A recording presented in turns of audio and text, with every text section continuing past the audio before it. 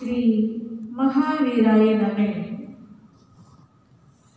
जय आत्मा, जय आनंद, जय देवेंद्र, जय शिव, जय शशिकांता, जय सरिता, जय अजय, जय मंजुला।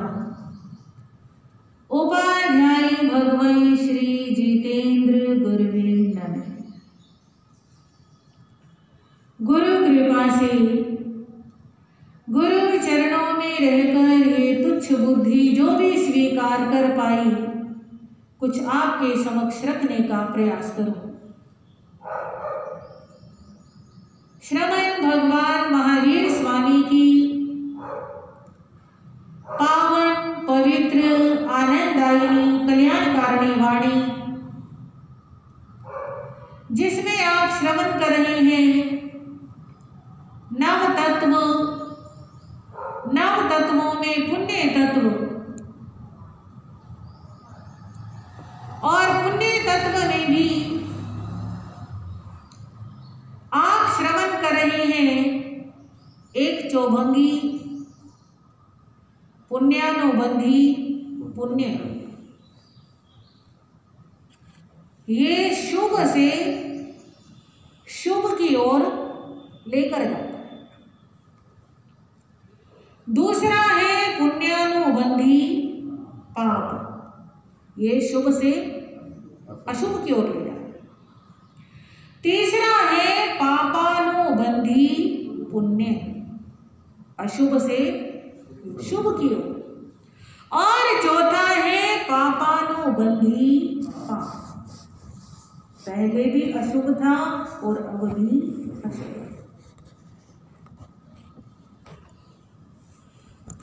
बंधुओं, इस संसार में एक ऐसी जादुई शक्ति है, एक ऐसा चमत्कार है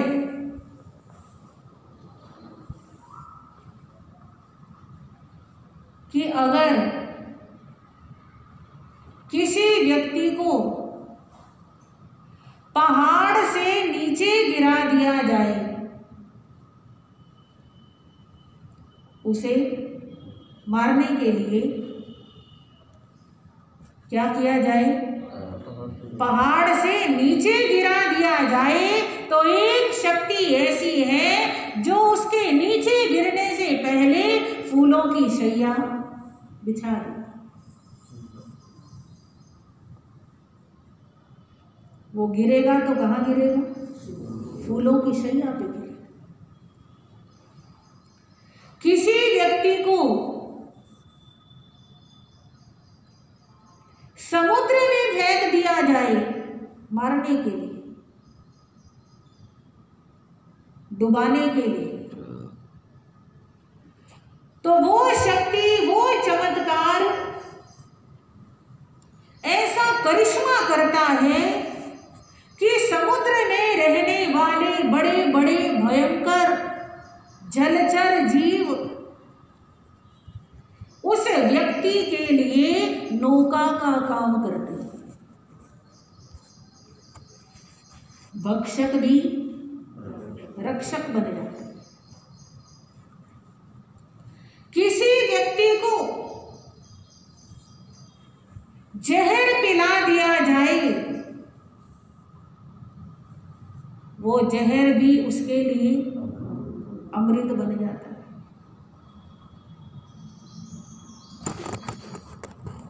किसी व्यक्ति को आग में फेंक दिया जाए,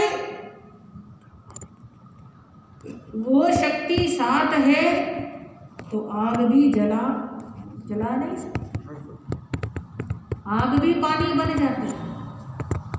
कौन सी है वो शक्ति? पुण्य की शक्ति। पुण्य हर जगह आगे आते हैं। एक्सीडेंट होता है बड़ा भयानक,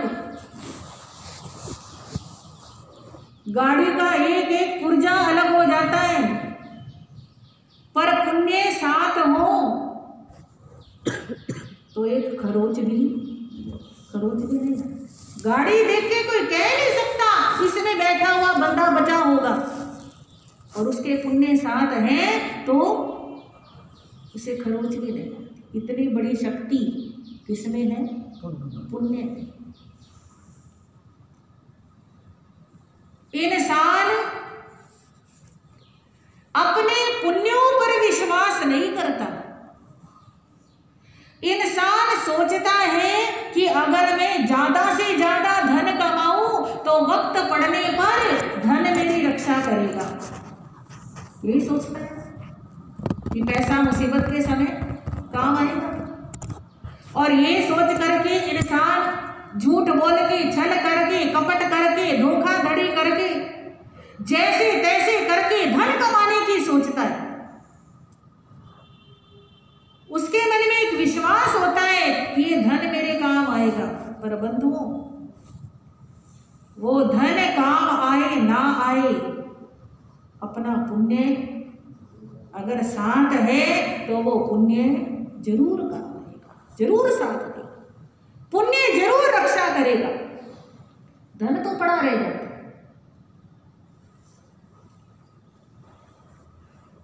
व्यक्ति अपने साथ अपने रिश्तेदारों का, मित्रों का समूह बना के रखता है। ये रिश्तेदार मेरे दुख सुख में काम आएंगे, ये मित्र मेरे काम आएंगे। पर बंधुओं, अगर पुण्य का उदय है तो शत्रु भी सहयोग कर देता है, और पाप का उदय आ जाए तो अपने सगे रिश्तेदार भी दूर हो जाते हैं, कोई काम नहीं आता। पत्नी ही पति को जहर पिला देती है, बच्चे ही माँ बाप के दुश्मन बन जाते हैं, माँ बाप बच्चों के शत्रु बन जाते हैं। ये सारा किसका खेल है? पुण्य और पाप। इसलिए धन तो कमाए, पर धन के साथ पाप ना कमाए। धन के साथ दुआएं कमानी है, धन के साथ किसी की बद्दुआ नहीं आनी चाहिए। अगर बद्दुआ आ गई तो धन पड़ा रह जाएगा और वो बद्दुआ हमें परेशान करके रख देगी। परिवार के लिए, पुत्र के लिए पाप नहीं कमाना, क्योंकि पाप दुख देगा। परिवार सुख दुख देगा या नहीं देगा वो बाद की बात। परिवार हर समय साथ नहीं रह सकता, धन हर समय साथ नहीं रह सकता, पुण्य हर समय साथ रहता। इसलिए मन में भाव रहे कि मेरे द्वारा कभी कोई पाप ना हो जाए, अगर हो तो क्या हो? पुण्य ही, अच्छा ही काम हो, भला ही काम हो, भले कोई लाख दुश्मन हो, उसकी भी भगवान हमारे से बुराई ना कराना, उसका भी हम क्या करें? भला ही करें।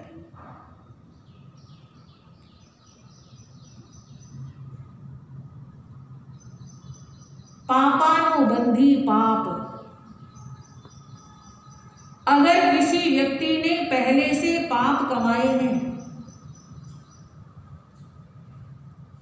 तो वह आगे भी क्या कमाता है? पाप ही कमाता। आप थोड़ा उदाहरण के द्वारा समझने का प्रयास करें। एक व्यक्ति ने नीम का बीज बो दिया,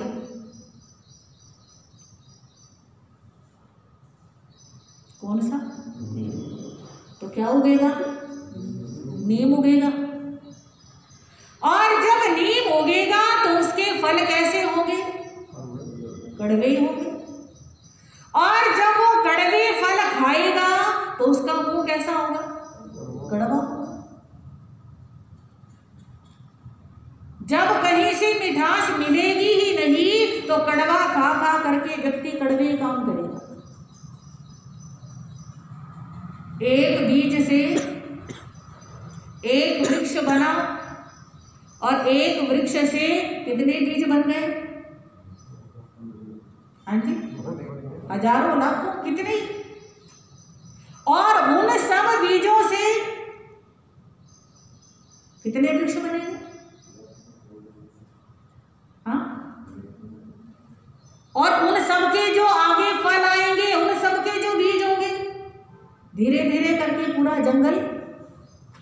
हाँ जी, एक पाप दूसरे पाप को जन्म देता है।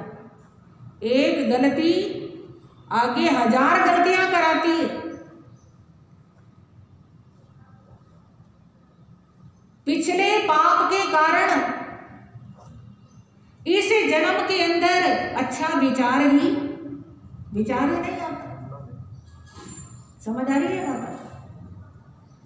अगर कोई आपको बहुत अच्छी प्रेरणा दे रहा है, बहुत अच्छी शिक्षा दे रहा है, पर आपको उस पर विश्वास नहीं आ रहा, या आप उसकी बात सुनना नहीं चाह रहे, या सुन करके समझना नहीं चाह रहे, समझ करके उसके अनुसार काम करने की कोशिश नहीं कर रहे, तो क्या है ये?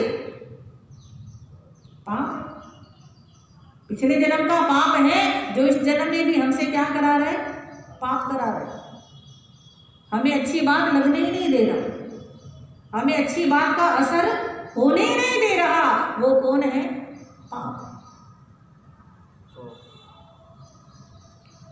शास्त्रों में उदाहरण आता है तंदुल मच्छ का, सुना होगा? तंदुल मच्छ पिछले जन्म में पाप किए थे तो इस जन्म में कैसी योनि मिली? तंदुल मच्छ की। तंदुल कहते हैं चावल को। चावल के आकार का एक मच्छ है और बहुत बड़े मगरमच्छ की आंख की पलक के ऊपर उसने जन्म लिया है। और वह छोटा सा तंदुल मच्छ देख रहा है ये जो इतना बड़ा मगरमच्छ है, इसके जो बड़े बड़े दांत हैं, उन दांतों के बीच में जगह है, और वो मगरमच्छ पानी में पड़ा है। मुंह खोल करके सांस लेता है तो पानी भीतर प्रवेश करता है और पानी के साथ हजारों मछलियां मुंह में अंदर चली जाती हैं, और सांस छोड़ता है तो वो सारी मछलियां बाहर आ जाती है। और वो छोटा सा मच्छ पिछले पाप के उदय के कारण अब क्या विचार करता है ये देख करके? कैसा आलसी है ये मगरमच्छ। इतनी मछलियां मुंह में आती हैं और चली जाती हैं, इसकी जगह मैं होता तो जैसे मछलियां मुंह में आती मैं अपना मुंह बंद कर। उस तंदुल मच्छ ने किया कुछ नहीं, एक भी मछली को नहीं पकड़ा, पर इस अशुभ विचार से कितने पाप कमा लिए कि वहां से मर करके कहां पैदा हुआ? फिर नरक में पैदा हुआ। और यही मच्छ अगर पुण्यवान होता, यानी पिछले जन्म से कोई थोड़ा सा भी पुण्य लेकर के आता तो उसके मन में अच्छा विचार भी आ सकता था। कितना अच्छा है ये मगरमच्छ, इन मछलियों को कुछ नहीं कह रहा। हाँ, वो अनुमोदना कर सकता था, वो धर्म कमा सकता था मन से अच्छा सोच करके, पर नहीं कमा सका क्योंकि पिछले पाप ने उससे इस जन्म में भी क्या कराया? पाप।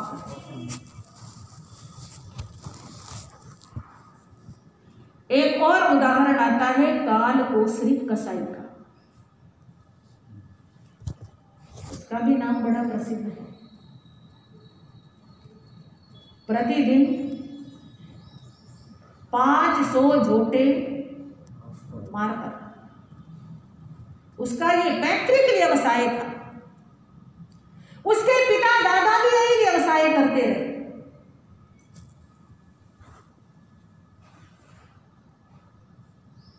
एक बार राजा श्रेणिक ने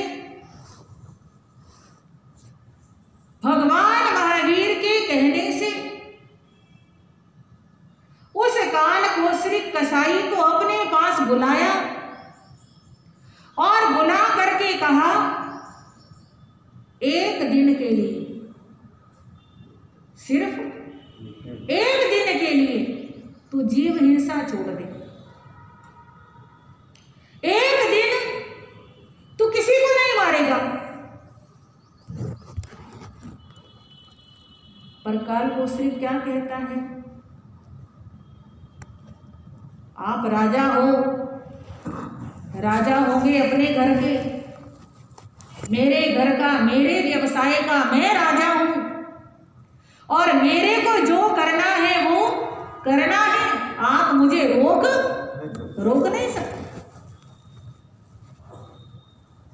राजा ने बड़े प्रेम से कहा उसे कि भाई तू 500 झोटे मार करके जितना धन कमाता है तेरे को उससे दुगना धन दे दूंगा। धन के लिए पाप करता है ना, तेरे को दुगना धन मैं अभी दे देता हूं एडवांस में। तू एक दिन के लिए हिंसा छोड़ दे। पर काल कोसरिक कहने लगा कि मैं अपने नियम का पक्का।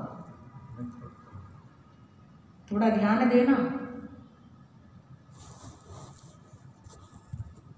आप धर्म का कोई नियम लेते हैं, सामायिक करने का नियम लिया, रात्रि भोजन त्याग का नियम लिया, माला करने का नियम लिया, या कुछ खाने पीने का त्याग किया, कुछ भी कोई भी नियम आप लेते हैं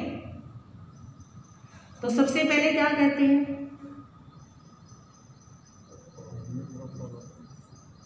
नियम का पालन करते हैं। बहुत अच्छी बात है, नियम का पालन तो करते ही हैं, पर नियम में कोई ना कोई कहते हैं ना, अंदर बाहर की छूट करा, अंदर की भी छूट और बाहर की भी छूट। कर नियम किस चीज का है?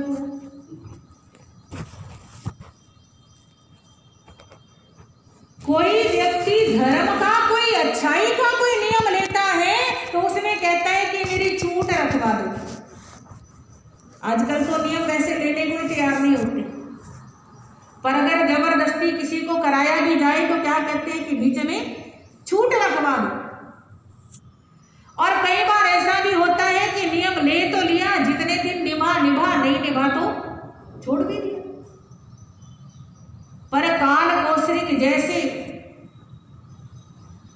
जिन्हें आसुरी शक्तियां कह सकते हैं, तामसिक शक्तियां कह सकते हैं, ऐसे जो लोग होते हैं वो अपने नियम के पक्के होते हैं। हमने 500 झोटे मारने हैं तो मारने हैं, हमें बहाना चाहिए नियम तोड़ने का। हमें क्या चाहिए? बहाना चाहिए। बच्चे नहीं मानते, घरवाली नहीं मानती, कहीं जाओ तो अच्छा नहीं लगता, रिश्तेदार क्या सोचेंगे, हम पहले से नियम तोड़ने को तैयार बैठे हैं। पर काल कोसरिक क्या कहता है? मैं उनमें से नहीं हूं जो राजा के कहने से क्या तोड़ दूं? नियम तोड़ दूं। जैन श्रावक के नियमों के अंदर ये एक आगार होता है कि अगर राजा की आज्ञा हो तो अपने नियम को क्या कर सकता है? मतलब छूट रखी जाती है, राजा की आज्ञा से नियम विरुद्ध कार्य कर सकता है। पर काल कोसरिक के लिए राजा की आज्ञा भी बड़ी नहीं है, उसके लिए अपना नियम बड़ा है। जब राजा का दिया हुआ लालच काम में नहीं आया तो राजा ने कहा मैं तुझे कठोर दंड दूंगा, एक दिन की हिंसा छोड़ दे। कहता नहीं, जान से मार दो, मर जाऊंगा, पर नियम नहीं तोड़ूंगा। आखिर राजा ने अंधेरे कुएं के अंदर, सूखा कुआं था उसके अंदर उतार दिया उसे, बाहर पहरेदार बिठा दिए कि ये कुएं से बाहर नहीं निकलना चाहिए, अगर कुएं से बाहर नहीं निकलेगा तो जीव हिंसा कैसे करेगा।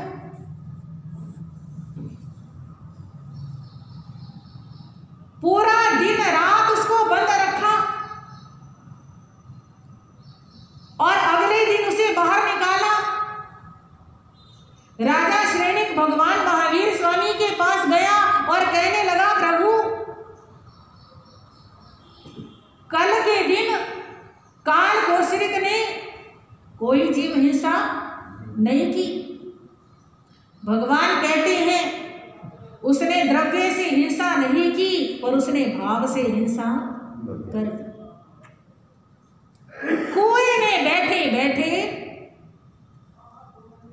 अपने शरीर की मैल से, मिट्टी से जोटे की आकृति बनाता और उसकी हिंसा करता और गिनता 1 2 3 ऐसे उसने 500 झूठे क्या कर दिए।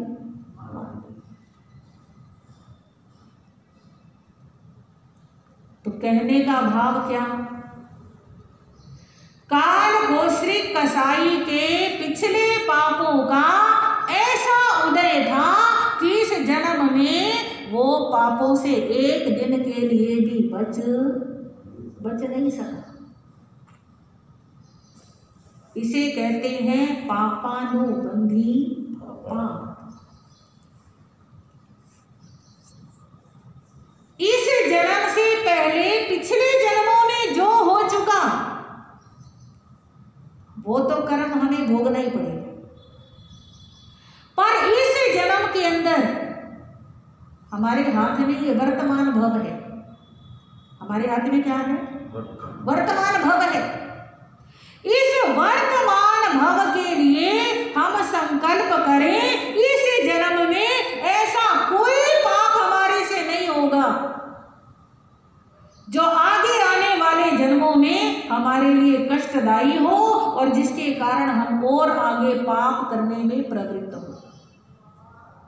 इस जन्म में हम पापों से छुटकारा पा सकते हैं। अगर इस जन्म में भी पापों से छुटकारा नहीं पाया तो अगले जन्मों में हमारे पिछले जन्मों के पाप अब भोग रहे हैं और अब के पाप आगे भोगेंगे, बढ़ता चला जाता है। अभी साध्वी जी कह रहे थे भगवान पार्श्वनाथ और कमठ नहीं, भगवान पार्श्वनाथ के साथ 10 जन्म पहले वैर बांधा था। भगवान पार्श्वनाथ और कमठ के 10 भव लगातार एक साथ हुए, बीच में देवता और नारकीति छोड़ करके मनुष्य के 10 भव एक साथ हुए और 10 भव पहले कमठ और भगवान पार्श्वनाथ दोनों सगे भाई थे। क्या थे, सगे भाई थे। और आप जानते हैं सगे भाई भी हो तो भी सबका स्वभाव अलग अलग होता है। कमठ के मन में अपने भाई के प्रति वैर बदले की भावना आ गई और उस कमठ ने वैर बदले की भावना से अपने भाई को मार डाला। पर उस भाई के मन के अंदर कमठ के लिए वैर नहीं आया। बात समझ आ रही है? वैर किसके मन में आया बताओ भैया, वैर किसके मन में आया? कमठ के मन में। और वैर पूर्वक उसने अपने भाई को मार दिया पर भाई के मन में वैर नहीं आया, उसके मन में क्षमा का भाव है। मरते मरते भी क्षमा का भाव है और उस मारने वाले के मन में मारने के बाद भी वैर बना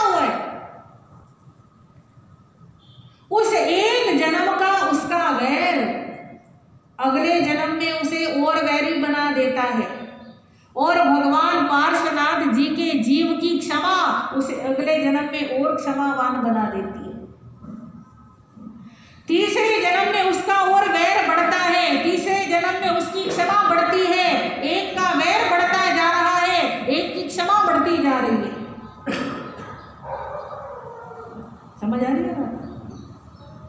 कमठ का क्या बढ़ता जा रहा है? हर जन्म वैर बढ़ता जा रहा है, और भगवान पार्श्वनाथ जी की क्षमा बढ़ती जा रही है। परिणाम क्या आया? भगवान पार्श्वनाथ जी तो तीर्थंकर बन गए, जन्म मरण से मुक्त हो गए, संसार का किनारा उन्होंने पा लिया, सारे दुखों से मुक्त हो गए, और कमठ अनंत काल तक संसार में भटकता रहेगा, जन्म मरण करता रहेगा, बार बार दुख उठाता रहेगा। किसकी वजह से? एक जन्म नहीं सुधारा तो आगे के सारे जन्म बिगड़ते हुए चले गए, और भगवान पार्श्वनाथ जी ने एक जन्म सुधारा तो आगे के जन्म सुधरते हुए चले। हमको क्या करना है? सुधारना है कि बिगाड़ना है? सुधारना है। तो सुधारने के लिए हमें पापों का रास्ता छोड़ करके पुण्य के रास्ते को अपनाना। एकमात्र पुण्य में ऐसी शक्ति है जो हमें सांसारिक सुख तो देता ही है, सांसारिक सुखों के साथ साथ आध्यात्मिक सुख भी देता है। हमें सत्संग मिलता है तो वो भी किससे मिलता है? पुण्य से मिलता है। बिना पुण्य के सत्संग भी नहीं मिलता। संतों के दर्शन दुर्लभ महान है, संतों के दर्शन दुर्लभ महान है, पावे पुण्यवान कोई पावे पुण्यवान है, पावे पुण्यवान कोई पावे पुण्यवान है। जो पुण्यवान होता है उसी को संतों के दर्शन मिलते हैं, सत्संग मिलता है, वही श्रावक के व्रत लेता है, वही साधु बनता है, वही आत्म कल्याण करता है, और वही मोक्ष का मालिक बनता है। तो हर काम शुरू से लेके लास्ट तक पुण्य की जरूरत पड़ती है। अपने जीवन में लक्ष्य बनाए, जितना हमारा जीवन है उसमें ज़्यादा से ज़्यादा हम पुण्यों का उपार्जन करें। धन से जरूरी पुण्य है, परिवार से भी जरूरी पुण्य है, हर चीज से जरूरी पुण्य है। तो ज़्यादा से ज़्यादा हम क्या कमाएं? पुण्य कमाएं। इन्हीं शब्दों के साथ आज के वक्तव्य को विराम दूंगी।